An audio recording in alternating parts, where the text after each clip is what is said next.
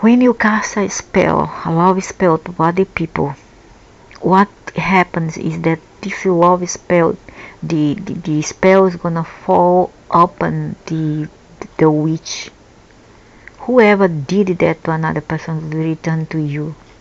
So you become obsessed with that people, another person. Okay, so don't worry about what time your girlfriend, wife, or your husband or boyfriend returns home. It's his life. Live yours. You know, he going to die separate from you. He wasn't born together with you. There's no such thing as the soulmate or soul. How do you say? Twin flame. It's the rubbish that the new age created. There's no such thing. Your twin flame is another thing. It's your oversoul. It's not somebody stand out to you in avatar wise or uh, personality wise. So relationships are sacred because they provide life's greatest opportunity. Indeed, it's an opportunity to create and produce experience of your highest conceptualization of self, relations of self. So you go into a relationship because you want to experience something, so to learn for yourself, not to spy on other people's life, to control other people's life. That's ridiculous for a man or a woman to behave this way. Relationships fail, especially so when the guy or the woman is older than another. Then becomes worse. The kind of this obsession becomes worse in the relationship. You know, when you marry an idiot like that, you know they will close even the curtains in the windows because they are afraid that someone is looking at you. This person like this are sick, very very sick man or woman, especially man. But woman, a lot of women like that. Those are obsessed woman. Bubble gum is a kind of glue woman who cannot stay without another person because she don't have self-warning. See, neither she have she's not out-sufficient. She doesn't have high self-esteem because once she do, she will learn that she is enough for herself. She don't need another person to complete her. Relationships fail when you see them as a life greatest opportunity to create and produce the experience of your highest conceptualization of another.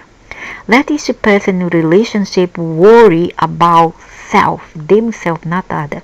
What self is being, doing, and having. What self is wanting, asking, giving. What self is seeking, creating, experiencing.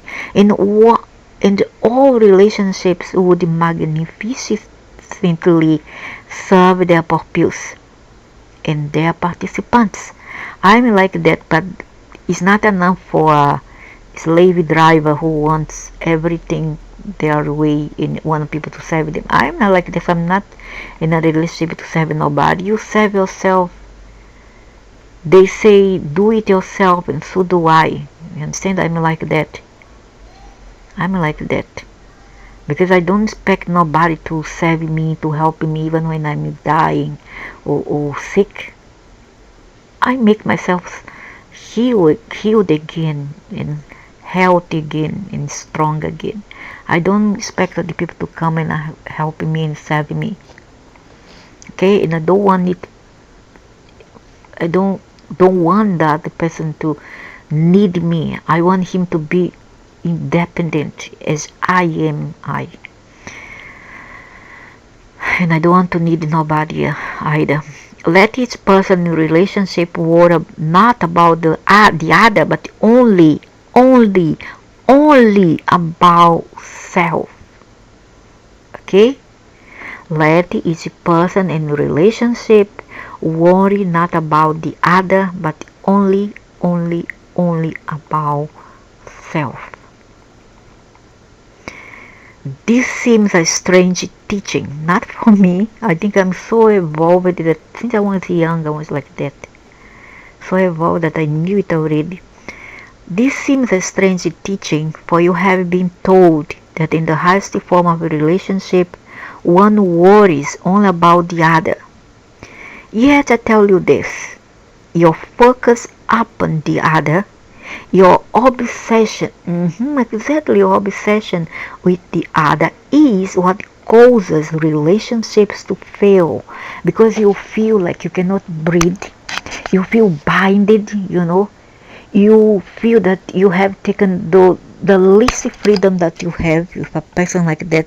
This kind of person is toxic. They even do sicko who see woman go to work and he instead of helping her, sending her to work, he go around looking for her and stalking her behind pillar, behind the trees, behind buildings.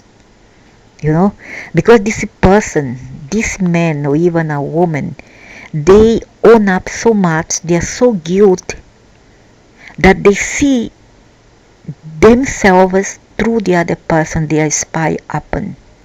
Because they have done the crap thing, have betrayed in the relationship, that he feels so guilt that he'll think if I did that, she or he also is up to it. They too are up to no good. And they will end up stalking that person, marking every minute later or second that they come back. Why you are so late? Where have you been? Calling. There's a woman and even men who call the workplace. Where are you? What you are doing? Why you come back so late? What time you come back? This is not a life. This is not a relationship. This is suffocation. Nobody needs this kind of a relationship for freedom and intelligence's sake. I guess that any woman and a man out there who are sane enough, emotionally strong and healthy will not want that for themselves. Will not want to stay in this kind of a relationship because this is poisonous. It is damned to fail soon or later. So, now this seems a strange teaching for you being told that in the highest form of a relationship one worries only about the other. Yet I tell you this, your focus upon the other, your obsession with the other is what causes relationships to fail. What's the other being? What is the other doing? What's the other having? What's the other saying? Wanting? Demanding? What's the other thinking? Expecting? Planning? This is obsession. Damn, I hate this kind of paranoid people. The master understands that it doesn't matter what the other is being, doing, having, saying, wanting, demanding. It doesn't matter what the other is thinking, expecting, planning. It only matters what you are being in that relationship to that. The most loving person is the person who is self-centered. Exactly, because he have enough for himself, he self-realized, as he do it what he wishes for himself or for herself, she wishes for the other, because he is self-realized. As I am self-realized, I will give the same opportunity and independency to other people to be and do as they please. After all, they have to answer for the cosmos themselves. I have nothing to do with that person's life, that person's soul part. Okay? Because each one of us came here with a mission of sorts, between parentheses. So, why should I obsess about what my children is being? What their father is being? What my mother, my father, my siblings are being? I can't. I need to live and let live. Okay? But no, when we are being like this, we are still not being good enough for many people. Because they want us to be the opposite so as to give them reason for them to judge us and to abuse us. So when you are being like that, so self-confident, so independent, so free, we are not good enough for these people. Because these people are not conscious, they are not intelligent or conscious enough. That is a radical teaching. Oh man, because you are being this obsessed Virgo man might be obsessed into control freak. I don't like to be a control freak. My zodiac sign is Virgo, Sun, Aries, Moon, which is rapid, fast, and free. I like freedom and adventure. I like adventures and freedom. And my ascendant is my rising sun is Leo. Leo is a control freak, but I'm not. I hate to control. I really do hate. So I'm being taxed for it. I'm being judged for being so like carefree, carefree. Like my motto is to live and let live. My pets, my children. I'm not going to control their lives because I believe that we are here to live our own missions. If the lives of our children we don't own, we raise kids for the world, not for ourselves. For all the obsessive and control freak parents out there, we do not raise children for our own, but for the world, to let them lead their own path freely as one is designed by nature. Not if you look at it, that's a radical teaching. Not if you look at it carefully. If you cannot love yourself, you cannot love another. Many people make the mistake of seeking love of self through love for another.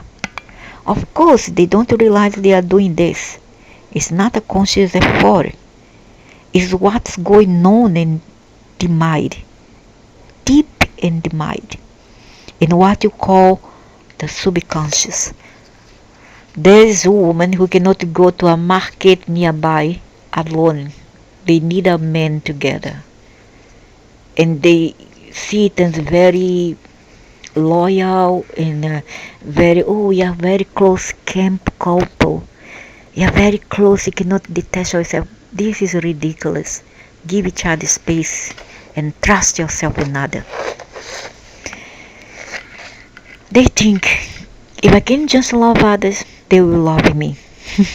That doesn't work this way. Then I will be lovable. And I can love me. They think if I can just love others, they will love me. Then I will be lovable and I can love me. And I can love me. The reverse of this is that so many people hate themselves because they feel there is not another who loves them. This is a sickening sea. It's when people are truly love sick. Because the truth is, other people do love them, but it doesn't matter. No matter how many people profess their love for them, it's not enough. Correct. Because you don't love yourself, dude. You need to love yourself first before you demand love from others. And if you demand love for others because you are egocentric, for what? I don't give a damn whether people love me or not. If you love me is a favor. If you don't, it's two favor you give to me. That's how strong-minded I am. I really, that phrase, I don't give a damn, that's imbued inside me. Just if someone tells you that they love you, first they don't believe you. They think you are trying to manipulate them, trying to get something. It can happen. Why should we blame those people who think this way? It does happen all the time. People who use the word love to manipulate and get what they want from the other. It's true. It's very true. How could you love them for who they truly are? No. There must be some mistake. You must want something. Now, what do you want? Correct. It happens, I think, like this. They sit around trying to figure out how anyone could actually love them. So they don't believe you and embark on a campaign to make you prove it. I don't do that. I don't give a damn. I say, people say, I love you. Okay, thank you. That's it. Coolly. I don't have to wait back. Oh, I love you too. This is hypocrisy. I just don't care. Okay, cool. Don't worry. Don't worry, cool. You have to prove that you love them. To do this, they may ask you to start altering your behavior. I will never do that. Never.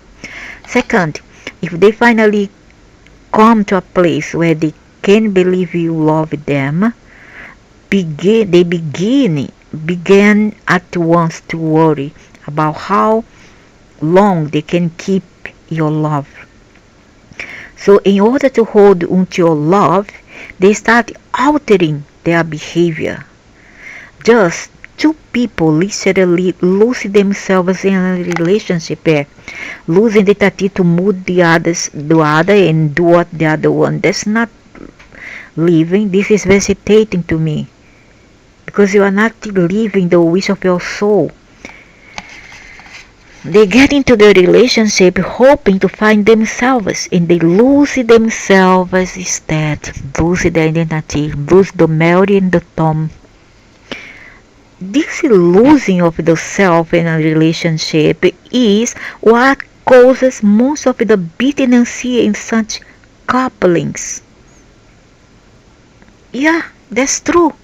That's true. Who wants to lose who we are, our culture, maybe our the way how you have raised and to move the other. In the case of how to say, in a case of um, biracial marriage or bicultural marriage, where two people have to move into another. The best thing is to be neutral and to forget each other's culture or celebrate each other's culture.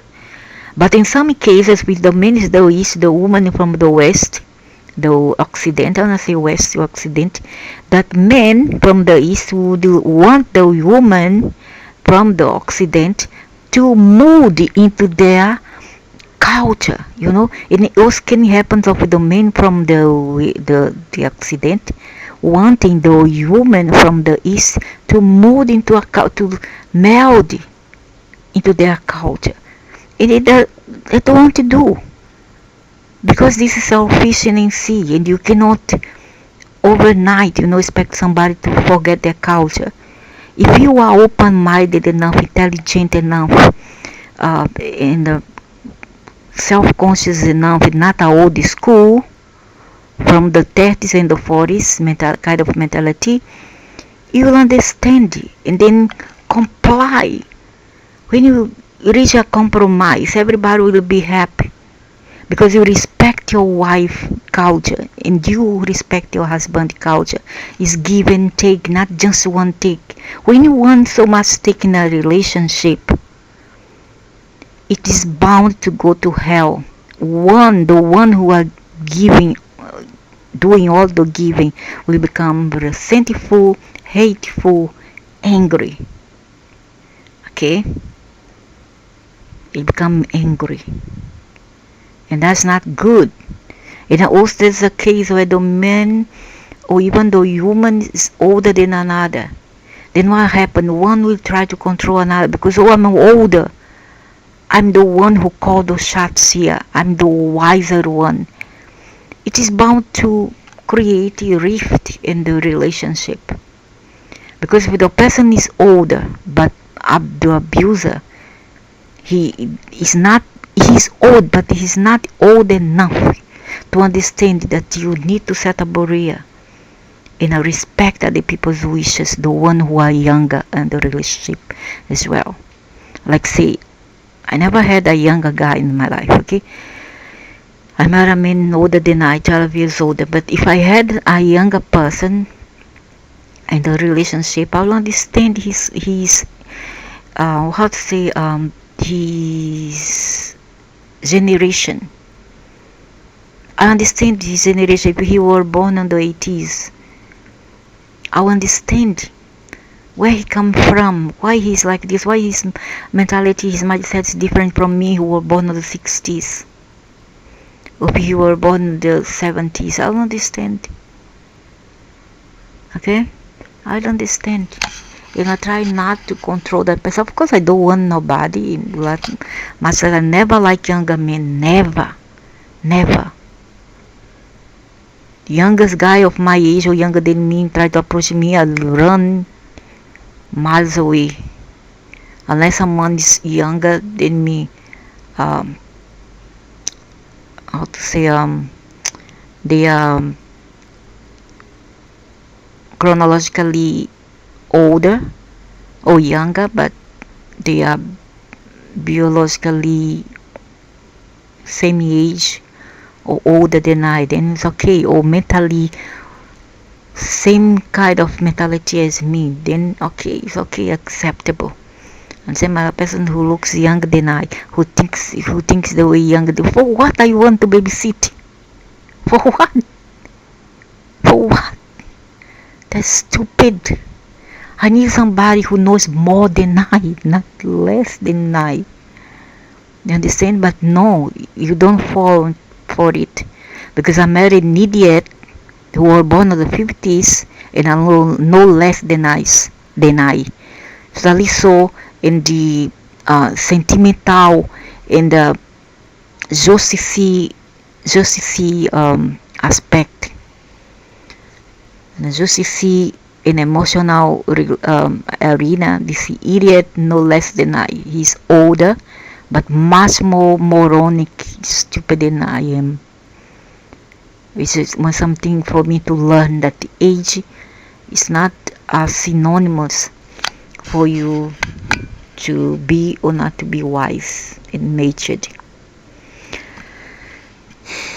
So, second, they sit around, try to figure out how anyone could actually love them. Second, if they finally come to a place where they can believe you love them, they begin to want to worry about how long they can keep your love. So, in order to hold onto your love, they start altering their behavior. Thus, two people literally lose themselves in a relationship. They got into the relationship hoping to find themselves, and they lose themselves instead. This losing of the self in a relationship is what causes most of the bitterness in such couples, and all the rift and all the tragedies. Correct. Two people join together in a partnership hoping that the whole will be greater than the sums of the parts, only to find that it is less. They feel less than when they were single. Correct. Less capable, less free, less able, less exciting, less attractive, less joyful, less content, less free. Because freedom is everything. When you rob freedom from other person, the other person, their free will, you rob everything from them. This is because they are less. They've given up most of who they are in order to be and to stay in their relationship. Sacrifices also that unfortunately many people do by circumstances, not even by chances. When we marry are violent. Relationships were never meant to be this way. Yet, this is how they are experienced by more people than you could ever know. Why? It's because people have lost touch with, if they ever were in touch with, the purpose of relationships. Correct.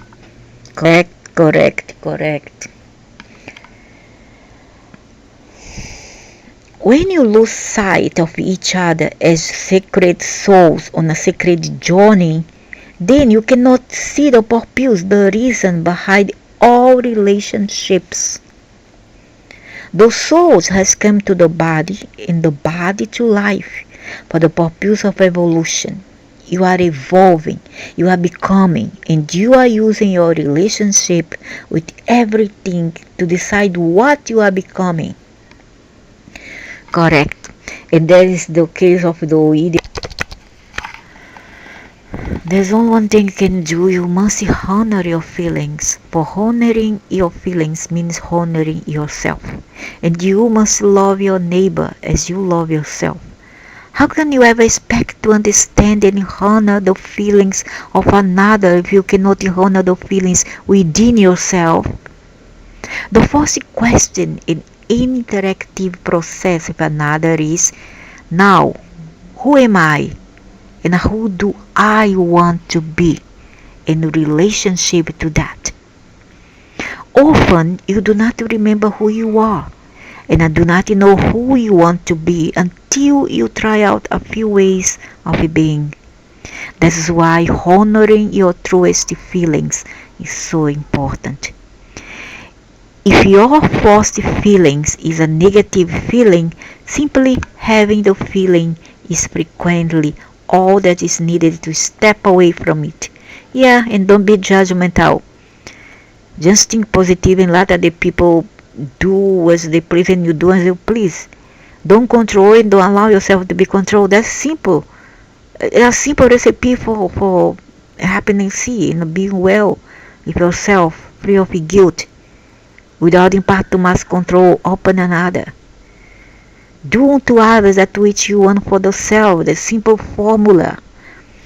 It is when you have the anger, have the upset, have the disgust, have the rage, on the feeling of wanting to hurry back that can dissolve these first feelings as not who you want to be. The master is one who has lived through enough such experiences to know in advice what her final choices are. She does not need to try out anything.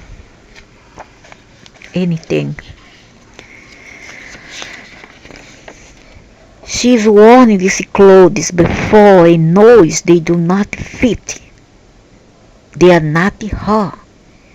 And since a master's life is devoted to the constant realization of self, as one knows oneself to be, such ill-fitting feelings would never be entertained.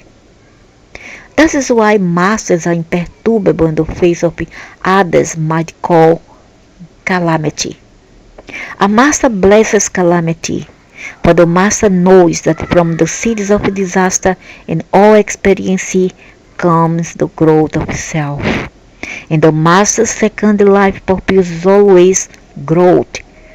For once one has fully self-realized, there is nothing left to do except be more of that.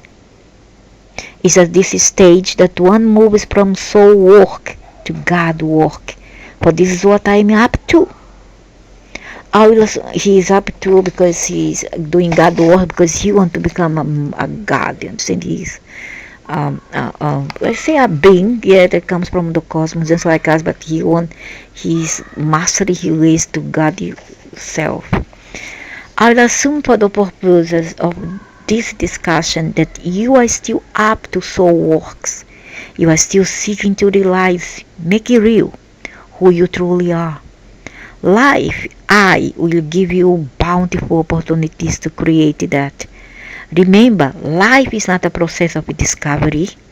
Life is a process of creation. You can create who you are over and over again. Indeed you do, every day.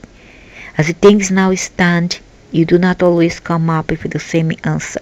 However, given an identical outer experience one day, you may choose to be patient, loving, and kind in relationship to it. On day 2, you may choose to be angry, ugly, and sad. Yeah, external influences also make a part of it. There are external influences, and when the people we are called of God, then we gonna be influenced easily.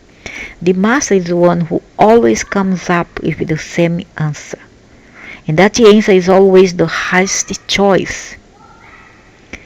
And in this, the master is eminently predictable. Conversely, the student is completely unpredictable. One can tell how one is doing on the road to mastery by simply noticing how predictably one makes the highest choice and responding or reacting to any situation. Of course, this throws up open the question, what choice is highest? That is a question around which have revolved the philosophies and theologies of men since the beginning of time. If the question truly gazes you, you are already on your way to mastery. For it is still true that most people continue to be engaged by another question altogether. Not what is the highest choice, but what's the most profitable, or how can I lose the least? When life is lived from a standpoint of damage control or optimum advantage, the true benefit of life is forfeited. The opportunity is lost.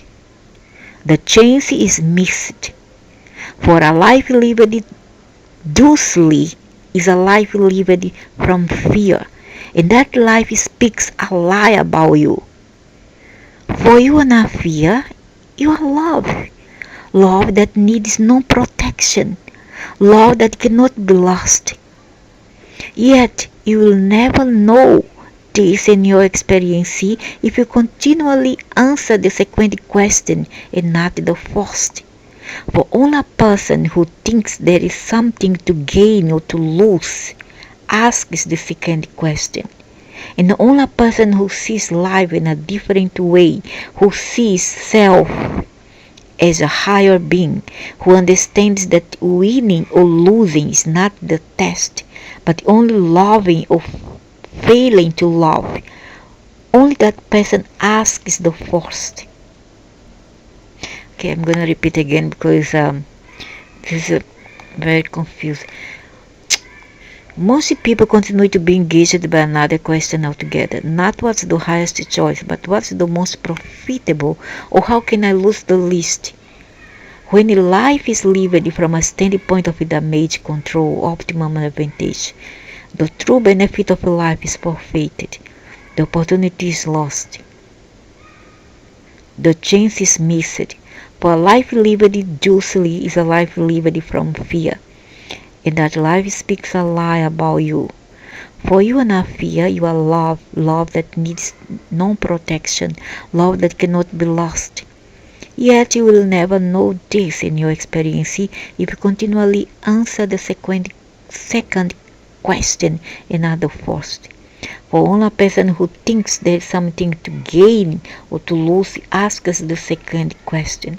And only a person who sees life in a different way, who sees self as a higher being, who understands that winning or losing is not the test, but only loving or failing to love, only that person asks the first.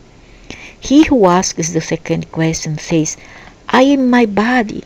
She who asks the first says, I am my soul. Yeah, let all those who have ears to hear listen, for I tell you this, at the critical junction in all human relationships, there is only one question. What would love do now? No other question is relevant, no other question is meaningful, no other question has an importance to your soul. Now we come upon a very delicate point of interpretation. For this principle of love sponsored action has been widely misunderstood, and it is this misunderstanding which has led to the resentments and angers of life, which in turn have caused so many to stray from the path. For centuries you have been taught that the love-sponsored actions arises out of the choice to be, do, and have whatever produces the highest good for another. Yet I tell you this, the highest choice is that which produces the highest good for you. For centuries you have been taught that love sponsored the actions arises out of the choice to be, do and have whatever produces the highest good for another.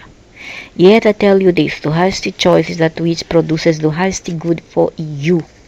For you cannot be happy making other people happy.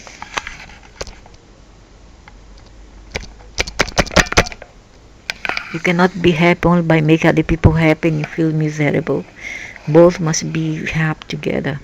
As with all profound spiritual truth, this statement opens itself to immediate misinterpretation. The mystery clears a bit the moment one decides what is the highest good one could do for oneself. And when the absolute highest choice is made, the mystery dissolves. The circle completes itself, and the highest good for you becomes the highest good for another. It may take lifetimes to understand this, and even more lifetimes to implement. For this truth revolves around an even greater one. What you do for yourself, you do for another. What you do for another, you do for the self. This is because you and the other are one. And this is because there is naught but you. All the masters who have walked your planet have taught this. Verily, verily, I say unto you, inasmuch as ye have done it unto one of the least of these my brethren, ye have done it unto me. Yet this has remained for most people merely a grand exoteric truth with a little practical application. In fact, it's the most practically applicable esoteric truth of all time. It's important in relationships to remember this truth, for without it relationships will be very difficult. Let's go back to the practical applications of this wisdom and step away from the purely spiritual esoteric aspect of it for now. However, in the religions, especially Orthodox Abrahamic religions, structure in system, the human are the one to must give, all the giving, and the man is the taker. Never mind about the money, man, because a woman also nowadays can go work. So what's the big deal about money here? It has never been about money. It has been about control over and not control with in the household. Okay? So that's what religion has contributed. It's important in relationships to remember this truth, for without it, relationships will be very difficult. Let's go back to the practical applications of this wisdom and step away from the purely spiritual, esoteric aspect of it for now. So often, under the old understandings, people, well-meaning and well-intentioned, and many very religious, did what they thought would be best for the other person and their relationships. And this would be what? The man is the taker, the woman is the giver. All this, sadly, all this produced in most cases, was continued abuse by the other. Continued mistreatment, especially the male to the female, power over the male towards the female, continued dysfunction in the relationship in the home. Ultimately, the person tried to do what is right according to religion's tradition, religion code of conduct by the other, to be quick to forgive, to show compassion, to continually look past certain problems and behaviors, becomes resentful, angry, hateful and mistrusting even of God. For how can a just God demand such unneeding suffering, joylessness, and sacrifice, even the name of love. Hey, and don't tell that's the male here. Huh? It's a male organized release that fomented all this, created all this. Ultimately, the person tried to do what is right by the other, to be quick, to forgive, to show compassion, to continually look past certain problems and behaviors, becomes resentful, angry, hateful, and mistrusting, even towards God, even towards God. Wrong English here. For how can a just God demand such unending suffering, joylessness in the home, etc., and sacrifice even in the name of love? No, they don't do this in the name of love.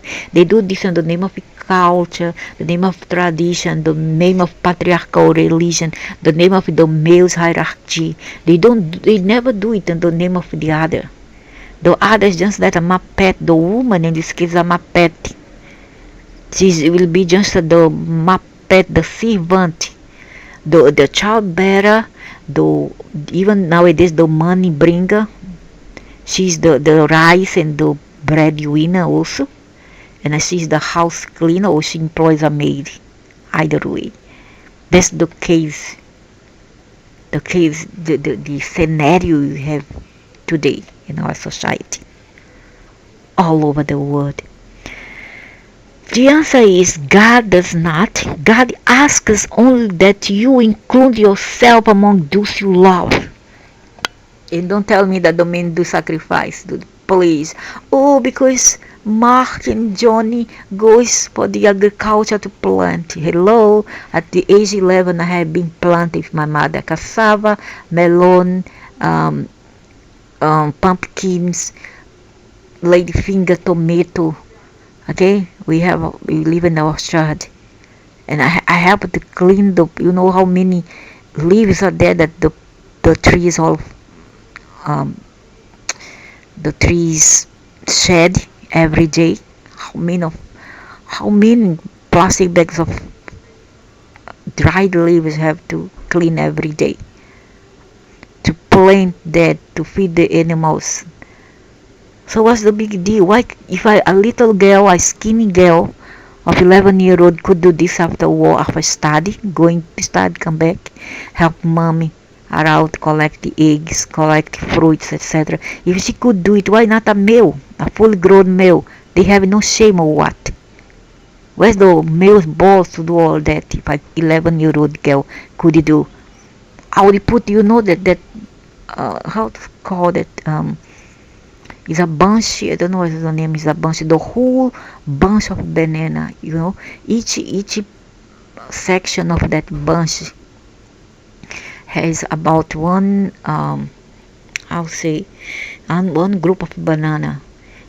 You know how one of that kind of banana trunk, there is 5 bunch of it, of bananas.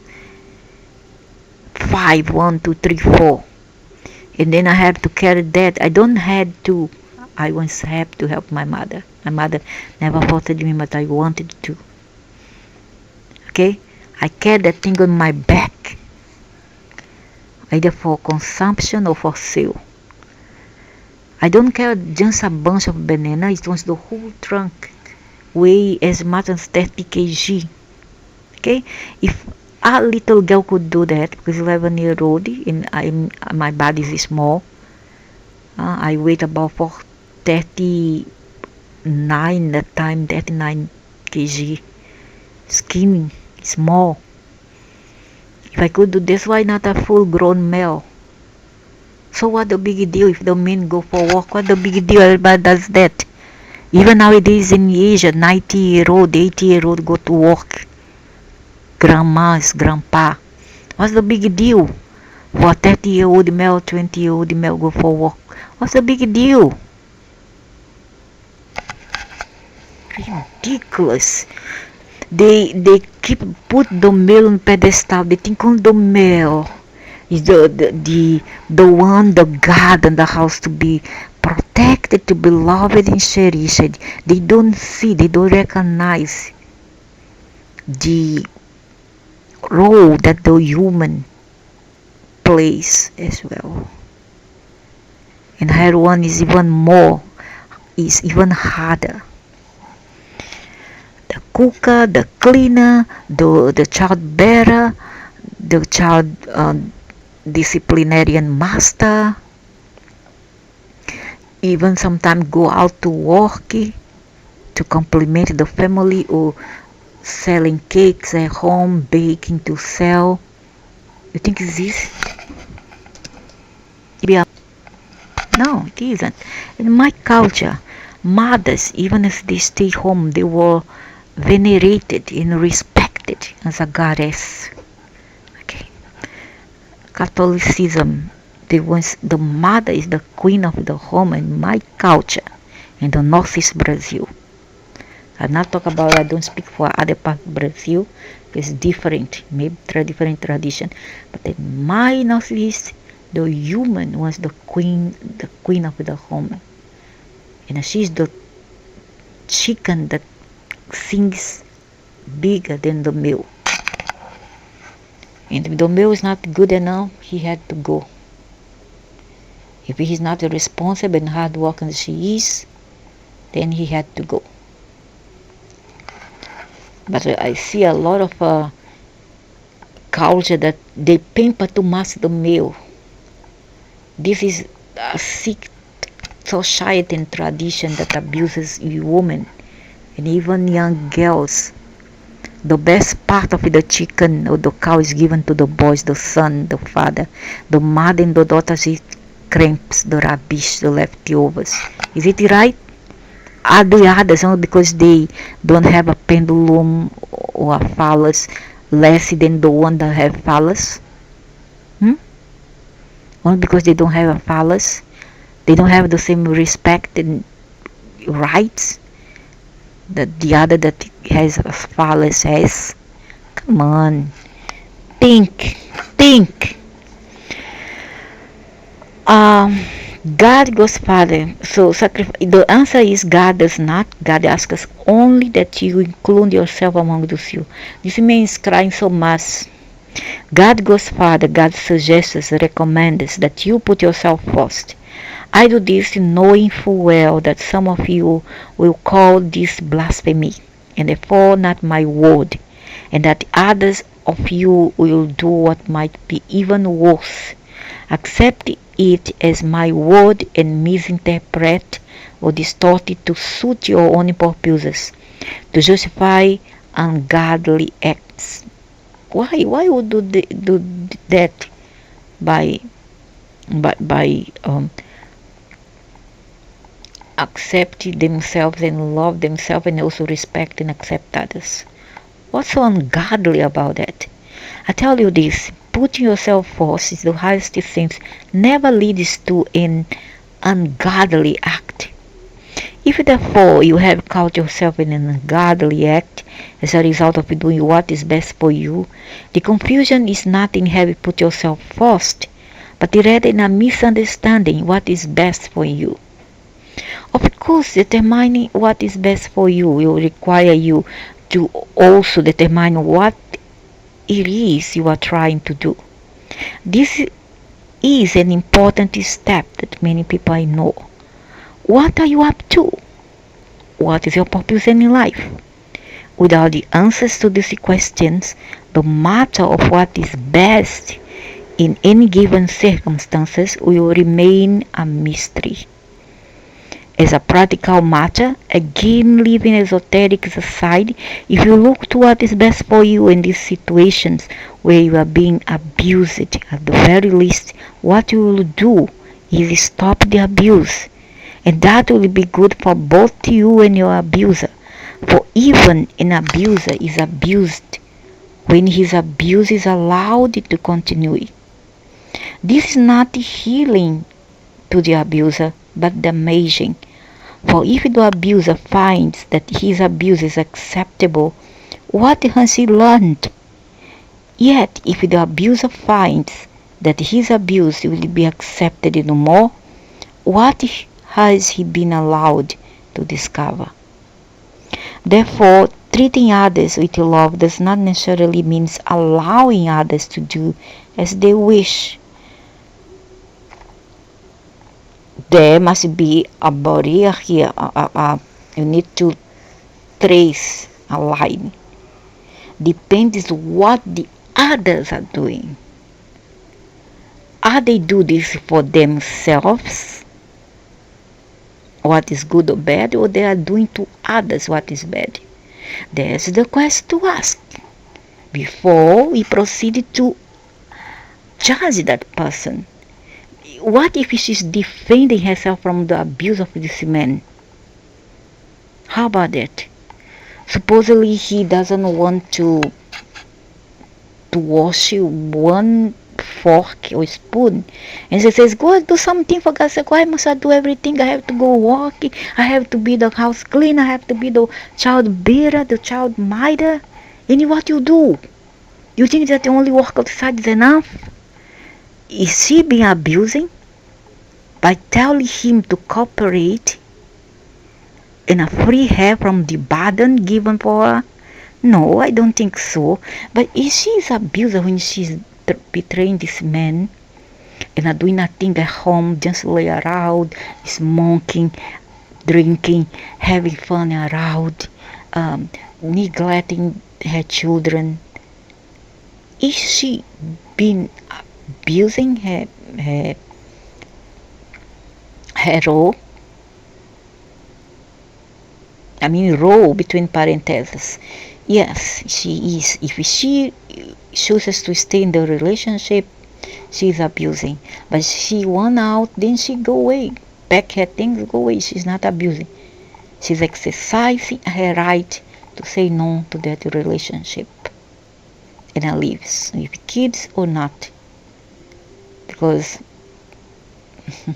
thinking better, if I choose nowadays, I would rather save my mother than sons and daughters. Sincerely, I made a mistake. My mother have warned me before she died. So, as a practical matter, again, leave esoteric side. If you look to what is best for you, the situation where you are being abused, at the very least, what you will do to stop the abuse. So, it all is all relative to what the other doing. What do you judge as abuse? But once abuse is abused, when his abuse allowed it to continue. This is not healing the abuser, but damaging. For if the abuser finds that his abuse is acceptable, what has he learned? Yet if the abuser finds that his abuse will be accepted no more, what has he been allowed to discover? Therefore, treating others with love does not necessarily mean allowing others to do as they wish. Yeah, he must not allow her to abuse him, like slap him. If he doesn't slap her, he cannot do this. This is very not good. Unless she wants to defend herself from his physical abuse, then it's another story. She's defending, not attacking. There's people, women who like to also abuse men. That's true. Slap, push. It's not nice. It's ridiculous. So everything is relative to what the other person is doing. It's also objective. Therefore, treating others with love does not necessarily mean allow others to do as they wish. We must allow them to do as they wish as long as they are not abusing you. But the time that they start to abuse you, you must say stop. You cannot go on. Either emotional abuse or physical. Parents learn this early with children. Adults are not so quick to learn it with other adults. No nation with a nation. Yet these pots cannot be allowed to flourish, but must be stopped in their despotism. Love of self and love of the despot demands it.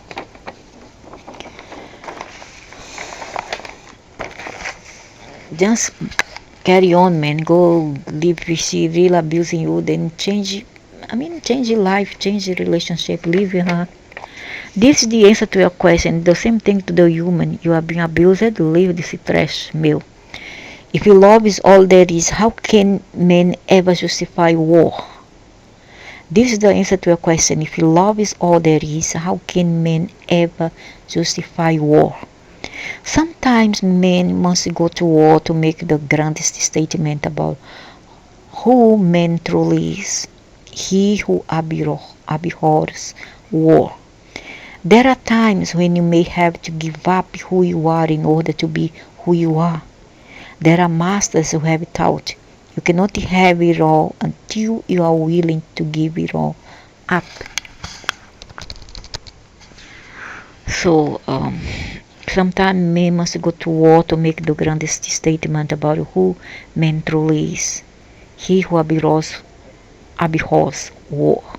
There are times when you may have to give up who you are in order to be who you are. There are masters who have taught you cannot have it all until you are willing to give it all up. Thus, in order to have yourself as a man of peace, you may have to give up the idea of yourself as a man who never goes to war. History has called upon man for such decisions. The same is true in the most individual and the most personal relationships. Life may more than once call upon you to prove who you are by demonstrating an aspect of who you are not. This is not so difficult to understand if you have lived a few years. Though for the idealistically young it may seem the ultimate contradiction. In more major retrospection it seems more divine dichotomy. This does not mean in human relationships that if you are being hurt, you have to hurt back. Nor does it mean so in relationships between nations. It simply means that to allow another to continually inflict damage may not be the most loving things to do for yourself or the other. This should put to rest some pacifist theories that hasty love requires no forceful response to what you consider evil. The discussion here turns esoteric once more, because no serious exploration of this statement can ignore the word evil and the value judgments it invites. In truth, there is nothing evil, only objective phenomena and experience. Yet, your very purpose in life requires you to select from the growing collections of endless phenomena a scattered few which you call evil, for unless you do, you cannot call yourself, nor anything else good, and thus cannot know or create yourself. By that which you call evil do you define yourself, and by that which you call good. The biggest evil would be therefore be to declare nothing evil at all. You insist in this life in the world of the relative, where one thing can exist only insofar as it relates to another. This is at one and the same time both the function and the purpose of relationship, to provide a field of experience within which you find yourself, define yourself, and if you choose, constantly recreate who you are. Choosing to be godlike does not mean you choose to be a martyr, and it certainly does not mean you choose to be a victim.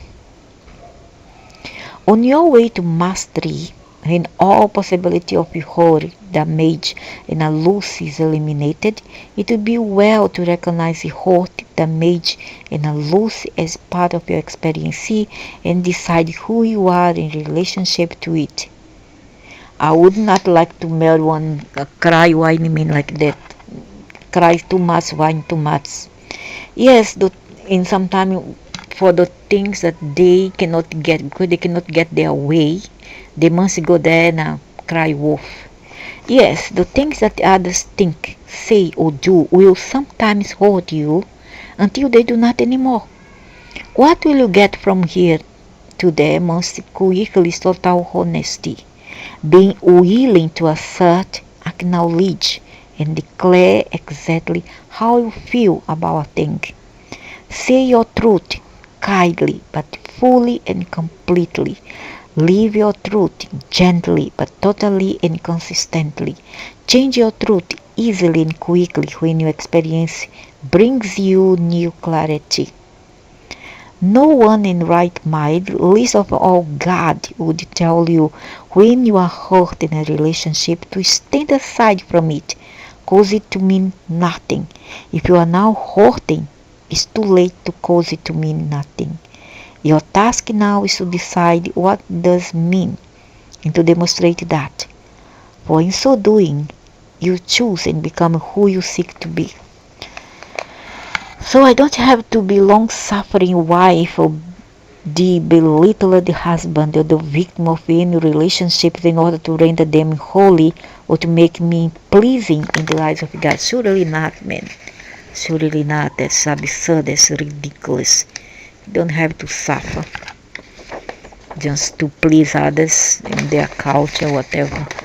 That's stupid. If you are intelligent, you wouldn't allow it. Good grief, of course not. And I don't have to put up with attacks on my dignity, assaults on my pride, oh my God, on his male pride, damage to my psyche and wounds to my heart, oh my God, just because I want a sex today. And then Nancy, Mary Ann say, I don't want sex, I have a headache today, honey. Ah, you ungrateful woman, you hurt my pride, you hurt my feelings.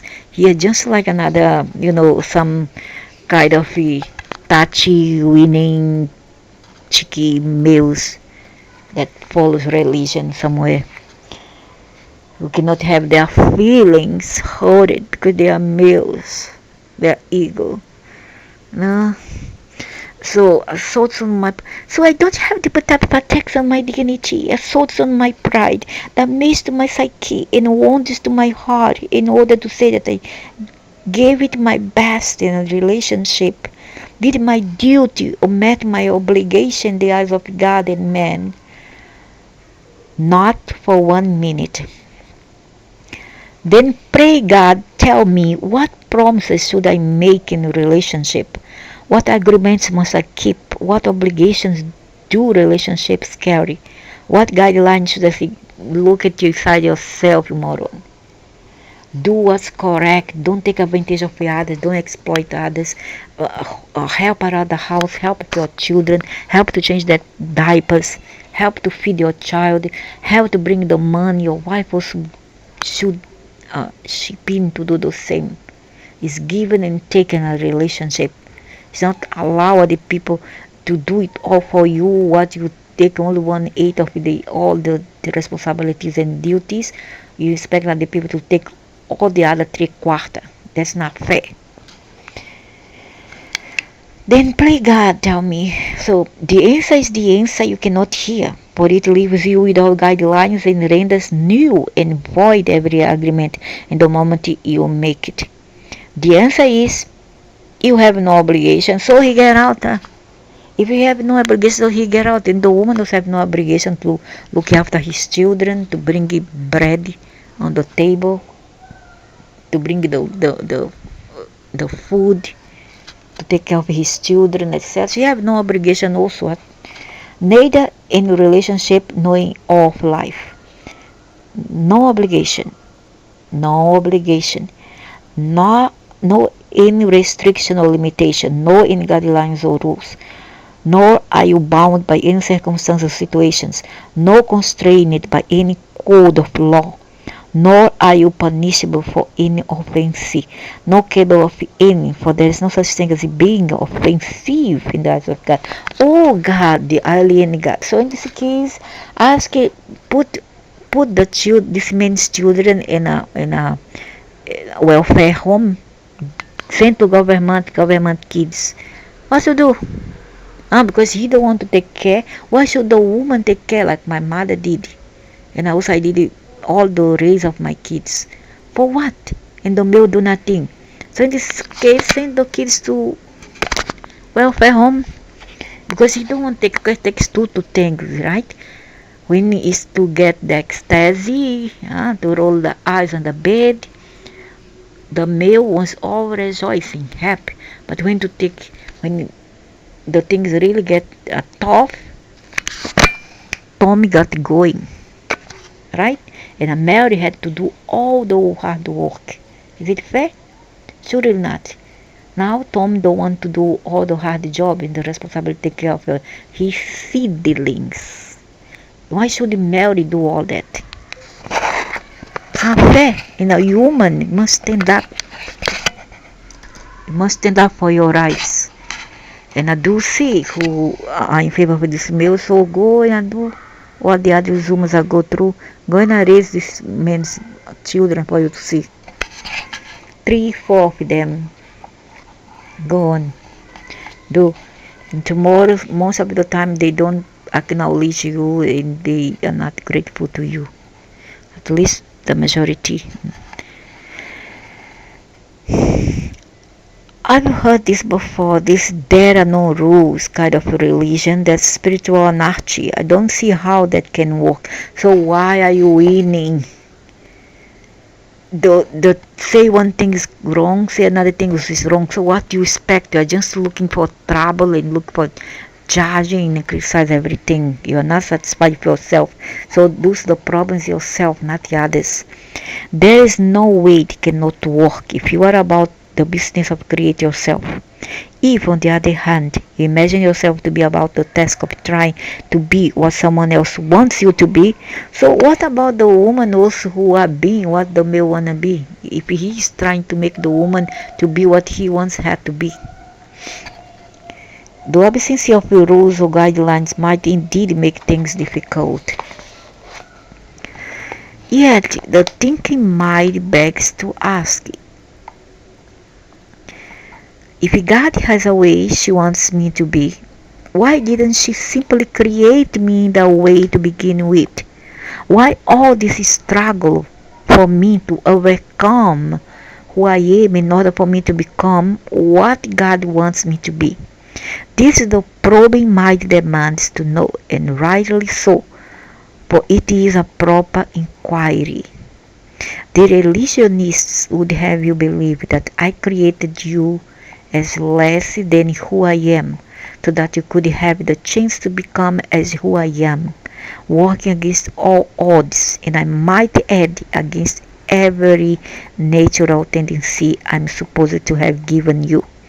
Are you the cosmos? Because if you are the cosmos, yeah, you have given all this. You are not the cosmos, so you have not given nothing, you have just copied from the cosmos. Among the so-called natural tendencies is the tendency to sin. You are taught that you were born in sin, that you will die in sin, and that to sin is your nature. One of your religions even teaches you that you can do nothing about this. Your only actions are irrelevant and meaningless. It's arrogant to think that by some actions of yours you can get to heaven. There is only one way to heaven, salvation, and that is through no undertake of your own, but through the grace granted you by God through acceptance of His Son as your intermediary. And let's go for about almost all our religion, not just Christianity. So let's not grill Christianity alone here.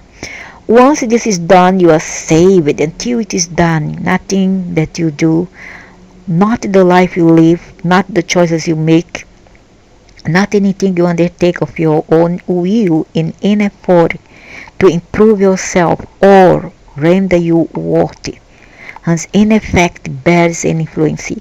You are incapable of rendering yourself worthy because you are inherently unworthy. You were created in that way. Why? God only knows. Perhaps He made a mistake.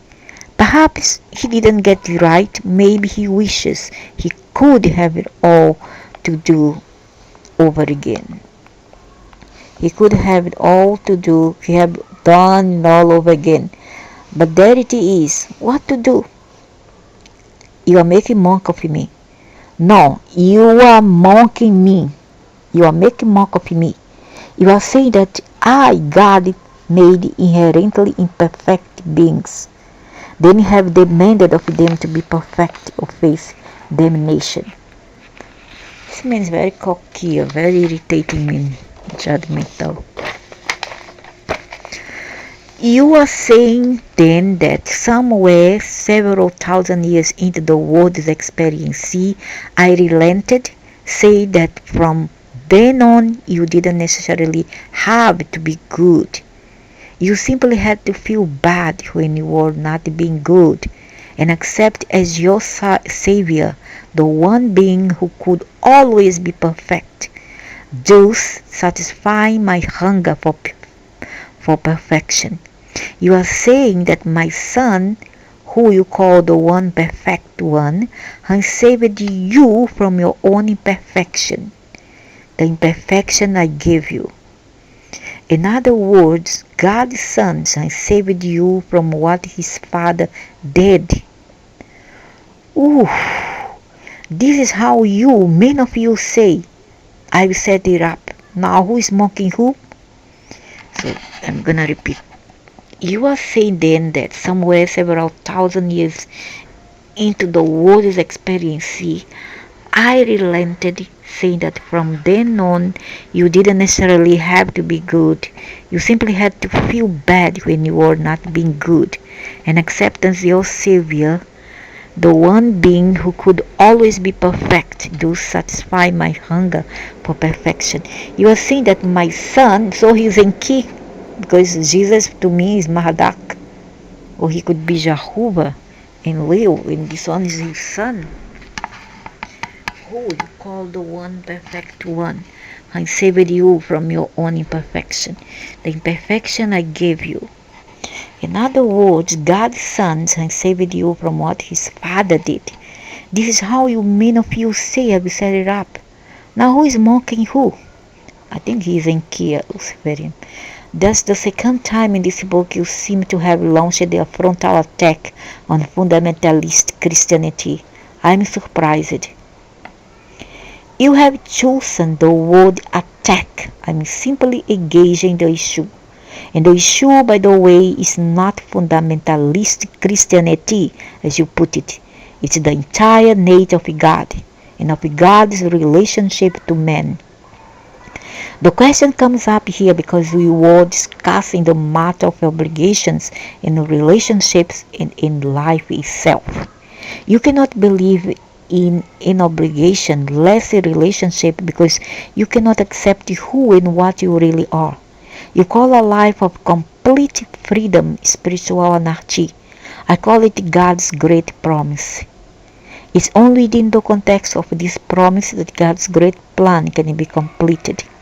You have no obligation and relationship, you have only opportunity.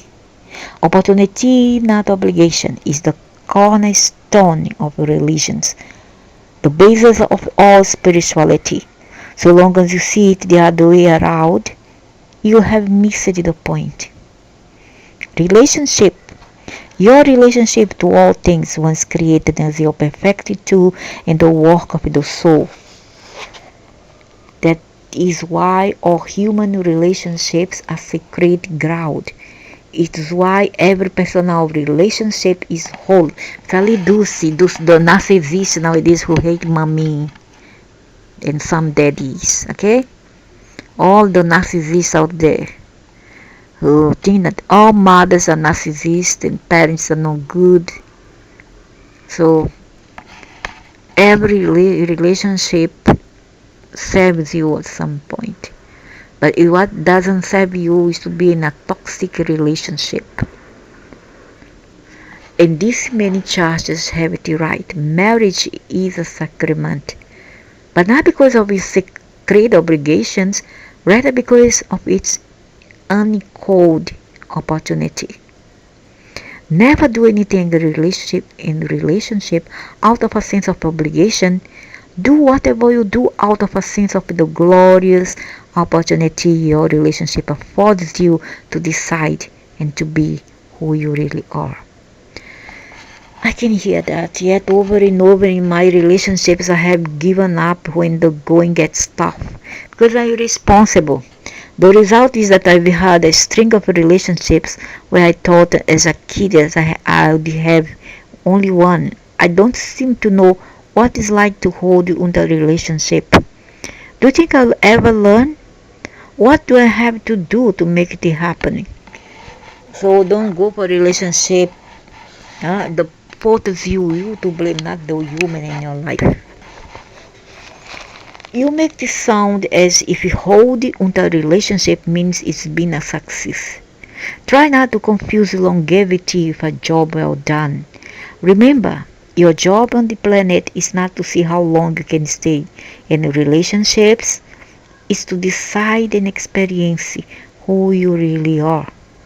This is not an argument for short-term relationships, yet neither is there a requirement for long-term ones. Still, while there is no such requirement, this much should be said. Long-term relationships do hold remarkable opportunities for mutual growth, mutual expression, and mutual fulfillment, and that has its own reward. I know. I mean, I've always suspected that. So how do I get there? First, make sure you get into a relationship for the right reasons. I'm using the word right here as a relative term. I mean, right relative to the larger purpose you hold in your life. Going to relationship if you are really meant to give in or give, not just take.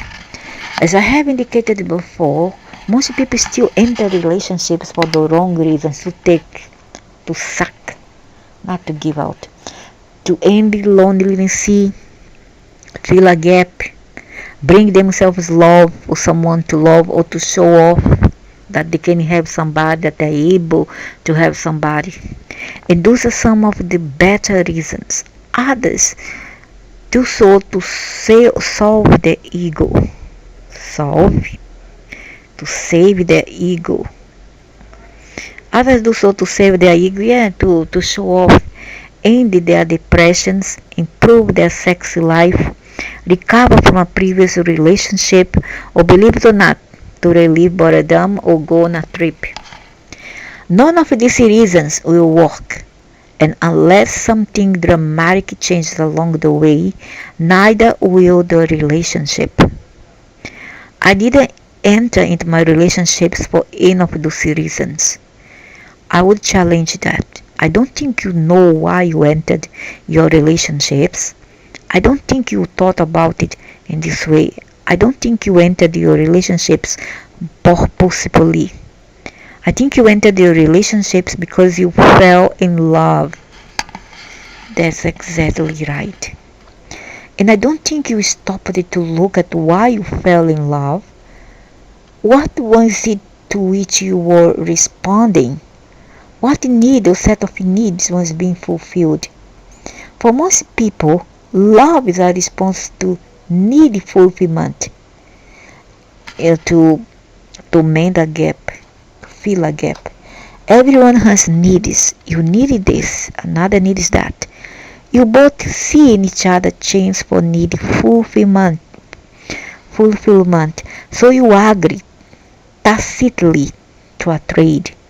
I'll trade you what I've got if you give me what you've got. It's a transaction.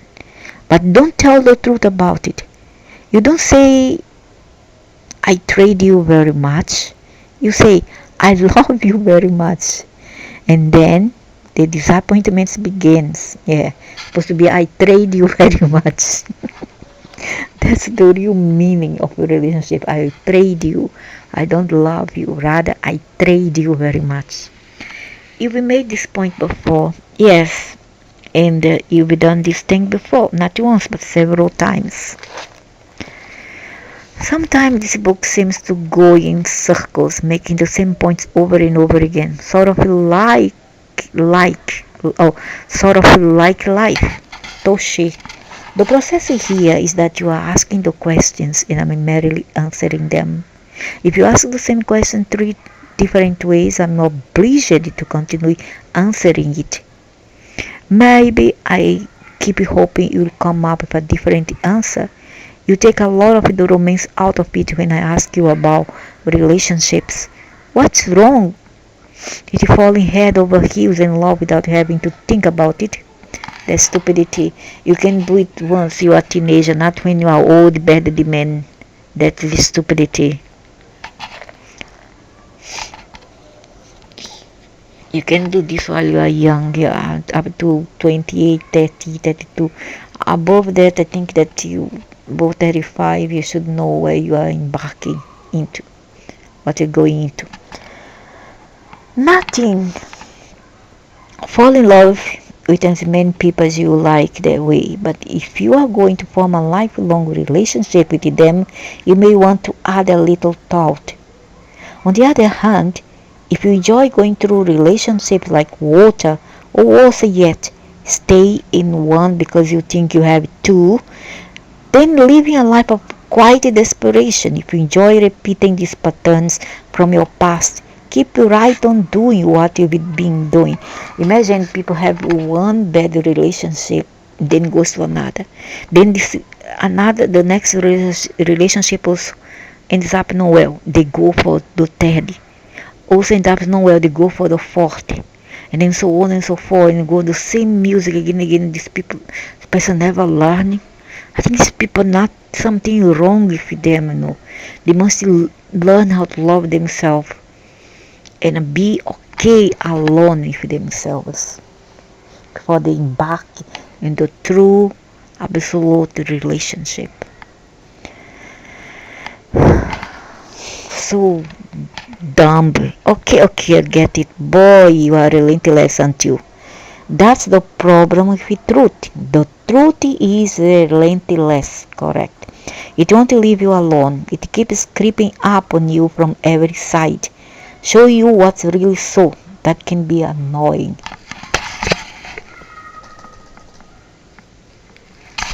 That's the problem with the truth. The truth is relentless.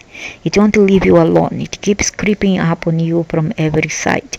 Show you what's really so. That can be annoying. Okay, so I want to find the tools for long-term relationship. And you say entering relationships purposefully is one of them. Yes, be sure you and your mate agree on purpose. If you both agree at a conscious level, that's the purpose of your relationships, to create an opportunity, not an obligation. An opportunity for growth, for full self-expression, for lifting your lives to the highest potential, for healing every false thought or small idea you ever had about you, and for ultimate reunion with God through the communion of your two souls. If you take that vow instead of the vows you've been taking, the relationship has begun a very good note. It's gotten off on the right foot. There's a very good beginning. Still no guarantee of success. If you want guarantees in life, then you don't want life. You want rehearsals. For a script that's already been written. Life by its nature cannot have guarantee, or its whole purpose is thwarted. Okay, got it. So now I've got my relationship off to this very good start. Now how do I keep it going? Know and understand that there will be challenges and difficult times. Don't try to avoid them. Welcome them gratefully. See them as a grand gift from God, glorious opportunities to do what you came into the relationship and a life to do. Try very hard not to use your partner as the enemy or the opposition during these times. In fact, seek to see no one and nothing as the enemy or even the problem. Cultivate the technique of seeing all problems as opportunities. Opportunities to, I know, be and decide who you really are. Right, you are getting it. Sounds like a pretty dull life to me. Then you are setting your sights too low. Broaden the scope of your horizons. Extend the depth of your vision. See more in you than you think there is to be seen. See more in your partner too. You will never disturb your relationship nor anyone by seeing more in another than they are showing you. But there is more there, much more. It's only their fear that stops them from showing you. If the others notice that you see them as more, they will feel safe to show you what you obviously already see. People tend to live up to our expectation of them. Oh, how nice of you to say that, huh? No wonder no woman can stand you, you sucks. Something like that. I don't like the word expectations here. Expectations ruin relationships. Let's say that people tend to see in themselves what we see in them. The grander our visions, the grander their willingness to access and display the part of them we have shown them. Isn't that how all true blessed relationships work? Isn't that part of the healing process? The process by which we give people permission to let go of every false thought they've ever had about themselves? Is it that what I'm doing here in this book for you? Yes.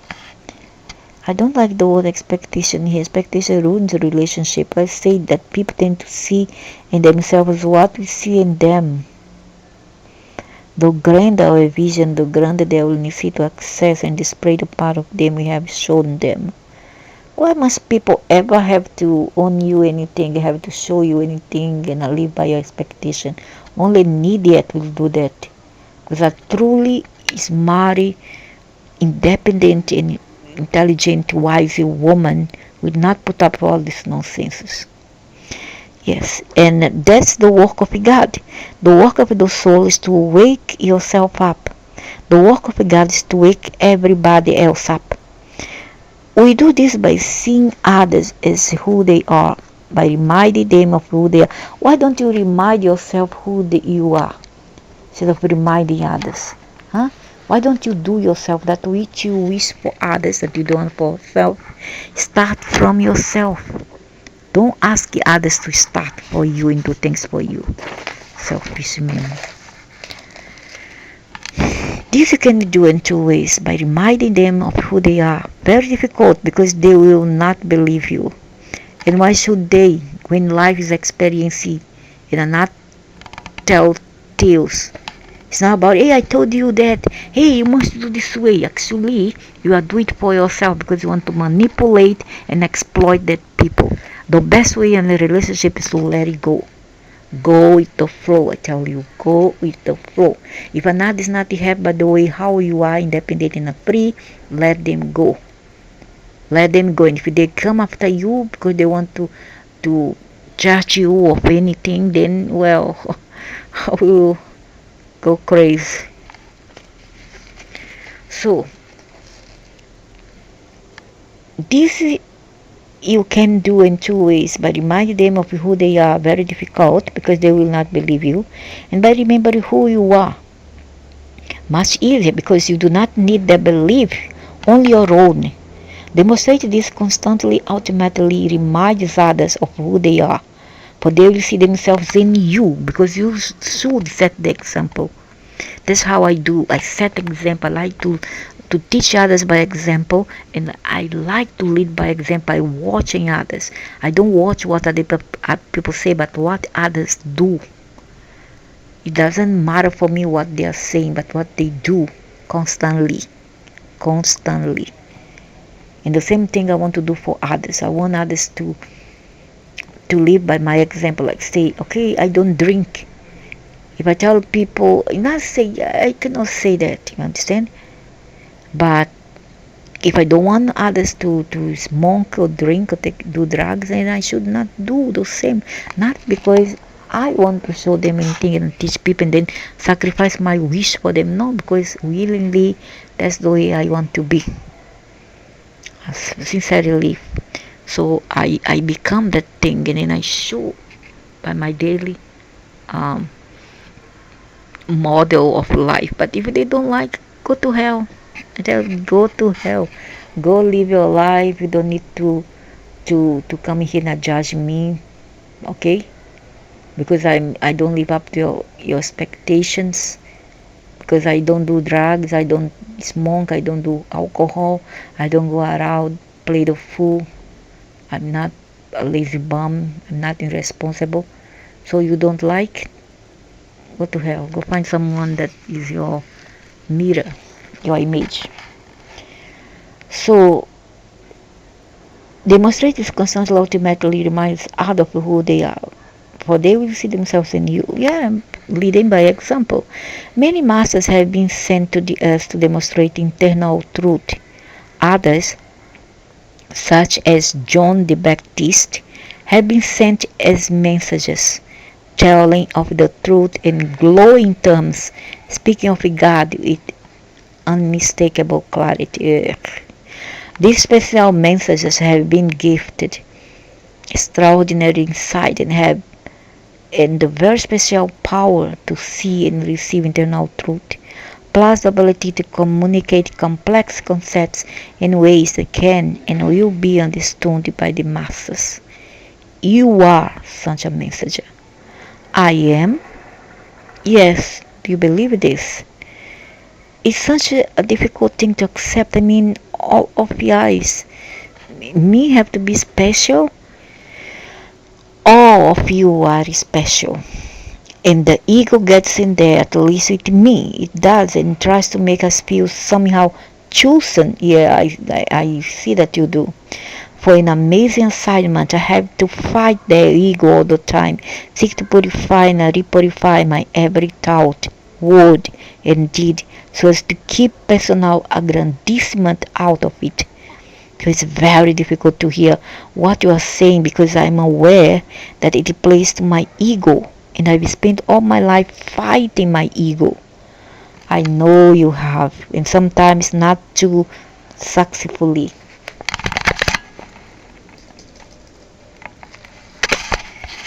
So the guy who go and the ego is in there, at least with me, it does not try to make us feel somehow chosen for an amazing assignment.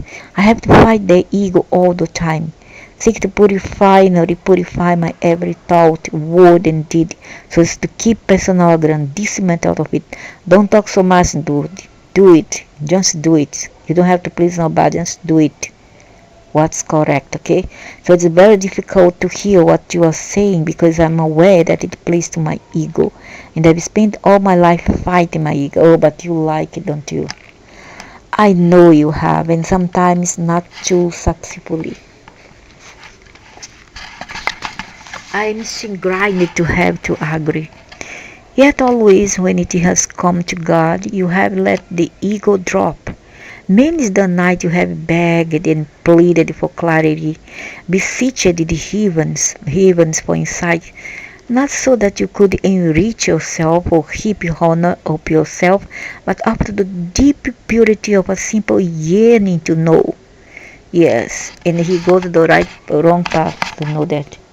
And you have promised me over and over again that should you be caused to know, you would spend the rest of your life, every waking moment, sharing eternal truth with others, not of your religions, not of your religion, not out of a need to gain glory, but out of your heart's deepest desire to end the pain and suffering of others. It will not end.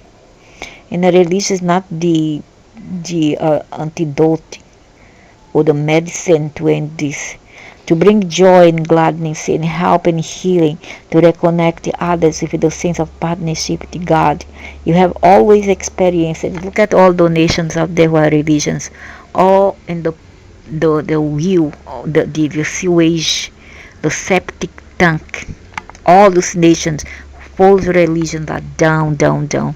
National disaster, a geographical disaster, social problem, a lot of thieves, a lot of murder, homicides, pedophiles, corrupt governments, a chaos, you know. Whereas the nation, the north of Europe, who aren't religious, are the most prosperous of all. Switzerland, Denmark, what more? Finland, I would not say Norway, but Finland, Denmark, um, Switzerland, Sweden, and Norway not much, but it's okay compared if Asia, if Africa, if Middle East, if Americas, in most part of Europe. That's the truth. Men don't want to accept. And you have promised me over and over again that should you have yes. And so I have chosen you to be my messenger. You and many others, not me. For now, during these times immediately ahead, the world will need many trumpets to sound the clarion call. Well, that's what means, you know, sound the trumpet. Woo! It's not because it's gonna have apocalypse, not because you have the end of the world, as men ignorant are saying, the religious and dogmatic mongers are claiming. It's nothing of the sorry, rather the clarion trumpet whoop, means that awakening. It's time for awakening. It's time for people to learn the truth outside of religions and dogmas and blind worship. And so many used to be messages for now during the time immediately ahead. The world will need many trumpets to sound the clarion call. The world will need many voices to speak the words of truth and a healing for which millions long. The world will need many hearts joined together in the work of the soul and prepared to do the work of God. What's the work of God, man? The work of God experience life. And the best way, do no harm to others, do no harm to yourself. Do unto others that which you want for yourself. That suffice. Can you honestly claim that you are not aware of this? No. Can you honestly deny that this is why you came? No. Are you ready then with this book to decide and to declare your own internal truth and to announce and articulate the glory of mine? Once I include these last few exchanges in the book, you don't have to do anything. Remember, in our relationship, you have no obligations, only opportunity. Is this not the opportunity for which you have waited all your life? Have you not devoted yourself to this mission and the proper preparation for it from the earliest moments of youth? Yes. Then do not what? Then do not what you are obliged to do, but what you have an opportunity to do. As to placing all this in our book, why would you not? Think you that I want you to be a messenger in secret? No, I suppose not. It takes great courage to announce oneself as a man of God. You understand? The world will much more readily accept you as virtually anything else but a man of God, an actual messenger. Every one of my messages have been defiled. Far from gaining glory, they have gained nothing but heartache. Are you willing? Does your heart ache to tell the truth about me? Are you willing to endure the ridicule of your fellow human beings? Are you prepared to give up glory or not, but the greater glory of the soul fully realized? You are making this all sound suddenly pretty heavy. God, yeah, they put so much, how to say, is a impose things like it's a command. It say that you don't have a duty towards it, no obligation, but in other words it seems that it manipulates the being and to do it nevertheless. And that's how um, aliens does. You want I should kid you about it? Well, we could just lighten up a little here. Hey, I'm all for enlightenment. Why don't we end this chapter with a joke?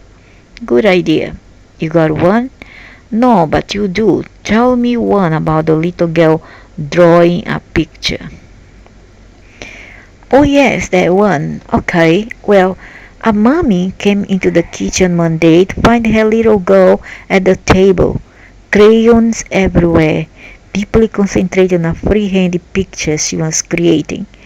My, what are you so busy drawing? The mommy asked.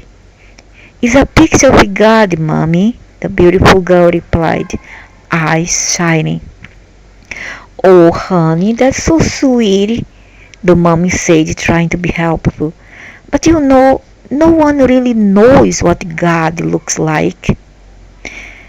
Well, shipped the little girl, if you'll just let me finish. That's a beautiful little joke. Do you know what's most beautiful? The little girl, she never doubted that she knew exactly how to draw me. Yes. Now I'll tell you a story, and with that we can end this chapter.